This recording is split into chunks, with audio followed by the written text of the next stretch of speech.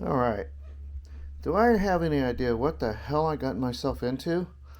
Well, mostly, and maybe not so much. This is the TEAC A7300. I've only wanted one of these for about 47 years, and I got this one from a very, very awesome gentleman, and it's needing help, and lots of it. So as you can see, I started the cleaning process.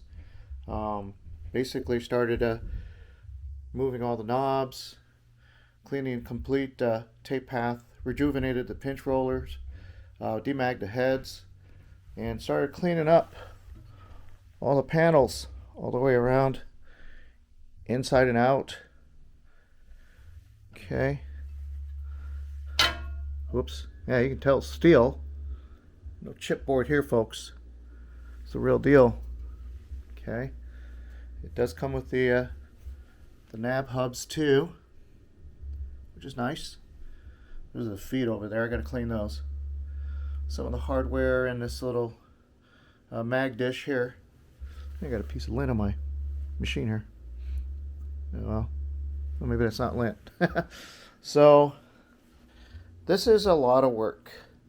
I've got a frozen capstan motor. I got to replace the tape counter belt. Since this is a direct drive, there's no capstan belt, so that's one less belt I got to replace.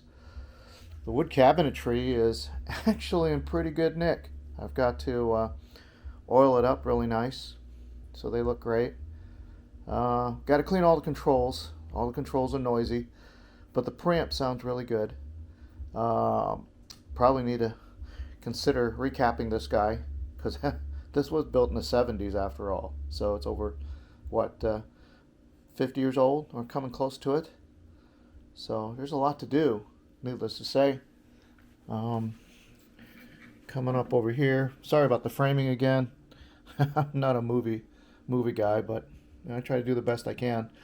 These are the knobs I cleaned up, and just soap and water. Nothing really crazy. I don't have one of those ultrasonic cleaners or anything like that. I don't think we really need to worry about that too much. But this is a lot of work. I'm not gonna kid anybody. This thing weighs a ton too. It's over 62 pounds. Thanks guys for TEAC for making a tank. This is right down to twin Allen keys for the knobs except for one. I mean, everybody gets away with just doing one. No, not TEAC. They got to give you two of them.